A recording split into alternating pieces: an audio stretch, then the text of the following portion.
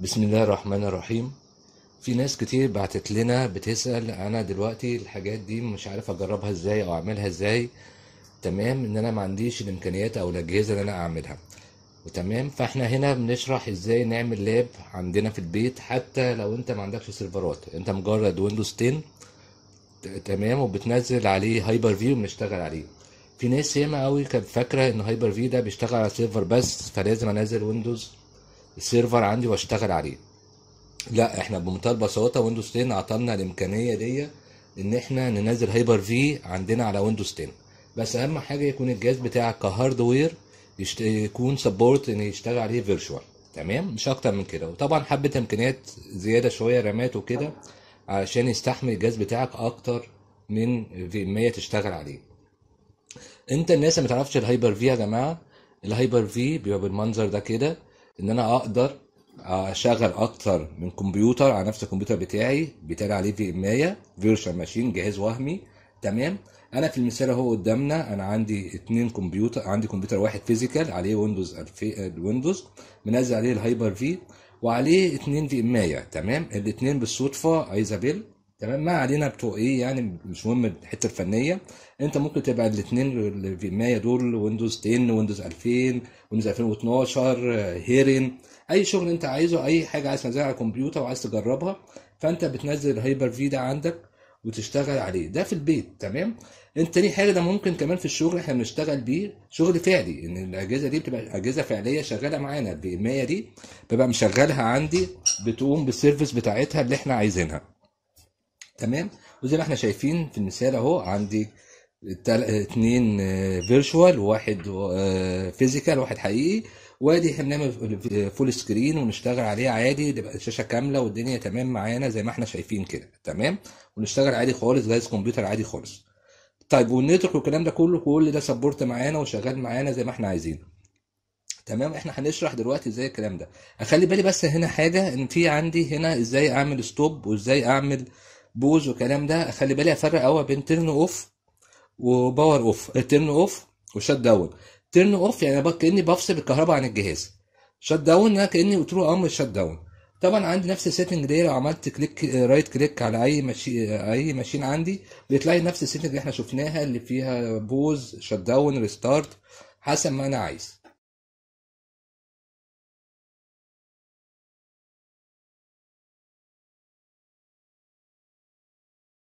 تمام. طب انا الكلام ده بعمله ازاي على ويندوز 10؟ بمنتهى البساطه، بدخل كنترول بانل، بدخل بروجرام انستول اند تشينج بروجرام عادي خالص. هنلاقي من ضمن الويندوز فيتشر بتاعتي، هنلاقي حاجه اسمها هايبر في اهي. تمام. فهيسالني من ضمن الاختيارات بتاعتك، انت عايز تشتغل تنزل المانجمنت بس، ولا عايز تبقى انت تشتغل في امات عندك؟ فانا هختار الاثنين. ليه؟ ان انا هقوم في امات عندي فعلا. واقول له اوكي، هيبدا هو يسطب، ياخد الوقت بتاعه في الانستليشن.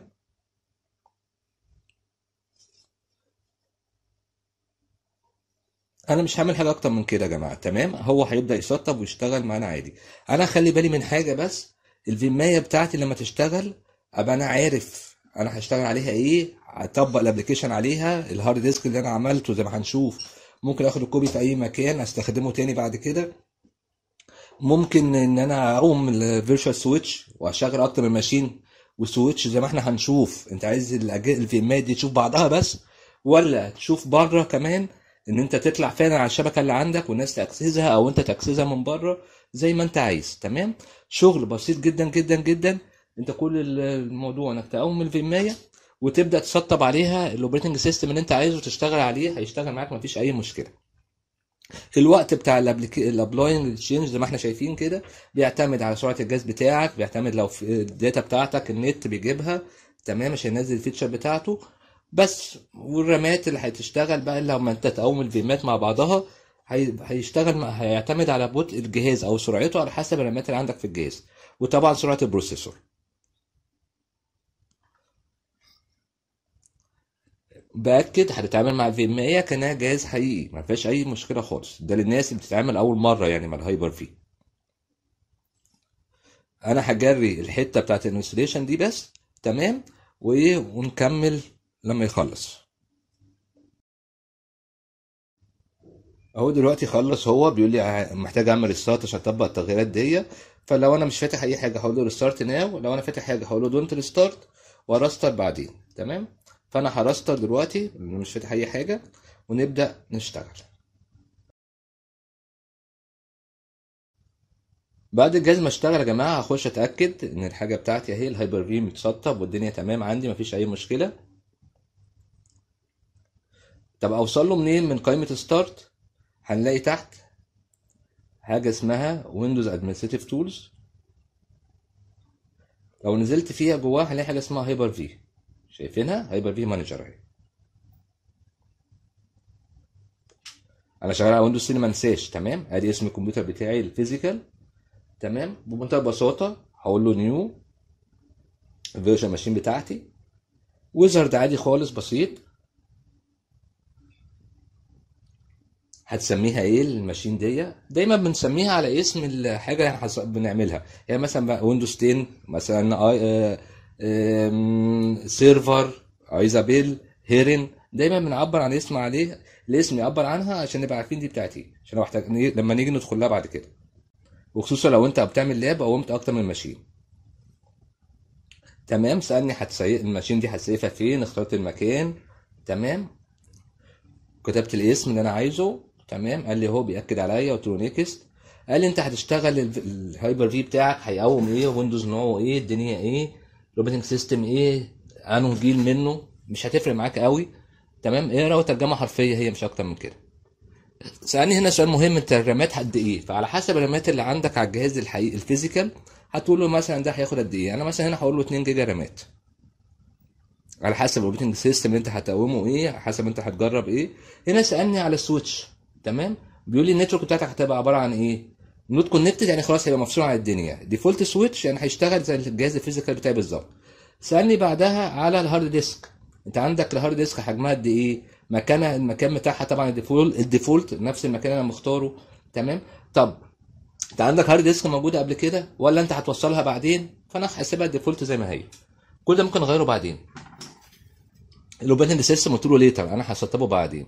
طلع لي السمري بتاعي، هقول له فينش. خلاص هيبدا يكريت الماشين دي. ادي الماشين بتاعتي اتكريتت اهي. تمام. ويندوز 10 اهو يبقى شبه السيرفر اللي انا كنت بشرح عليه في الاول. تمام. لو رحت على اي ماشين اللي انا مكريتها هنلاقي جواها مجموعه اوبشن. ادي السيتنج بتاعتنا مثلا، الميموري اللي انا مكريتها راماتها قد ايه، البروسيسور عندي كام بروسيسور، الهارد ديسك بتاعه، النتورك بتاعتي، الدنيا بتاعتي ايه، اللي انا السمري بتاعي فعلا اتنفذ. طيب انا لو دخلت دلوقتي قلت له كونكت، ادي الماشين بتاعتي بنفس المنظر اهو. تمام. لو قلت له ستارت من هنا او ستارت من فوق هتبقى الماشين دي تشتغل، وطبعا تيرن اوف وشت داون زي ما احنا قلنا، وبول زي ما احنا عايزين. ما انساش لازم يكون الجهاز بتاعي سبورت فيرشوال كهاردوير. هقول له بعد كده السيتنج بتاعتي اهي برضو. انا دلوقتي هسطب منين مثلا النتورك بتاعتي؟ انا معايا السورس عايزه هي. تمام. فانا لو دخلت على هارد ديسك على السكازي درايفر بتاعتي هلاقي الهارد ديسك هي اللي موجوده. هنلاقي من ضمن الاختيارات ان انا اقدر اضيف دي في دي. تمام. انا هنا في المثال بتاعي ما عنديش دي في دي اصلا باي ديفولت، فهقول له هضيف دي في دي. لغايه الخطوه دي انا حطيت دي في دي فاضي، فانا عايز اقول له لا الدي في دي ده هيبقى عباره عن السورس انا هسطب منه. هقول له الايمج الايزوهيه بتاعتي واروح اختارها من الباص بتاعها على الجهاز الفيزيكال الفعلي. تمام. وهقول له انا عايز اسطب ايه، السورس بتاعي ايه. تمام. الايزوهيه ايه. فهو زي ما احنا شايفين عندي ويندوز 10، ويندوز عندي هيرين، عندي ايزابيل، حسب السورس اللي انا عايز اسطبه على الماشين دي. هختار مثلا نقول له ايه، مثلا ويندوز 10 مثلا، نقول له ويندوز 10. يبقى كده خلاص انا حاطط السورس بتاع ويندوز 10.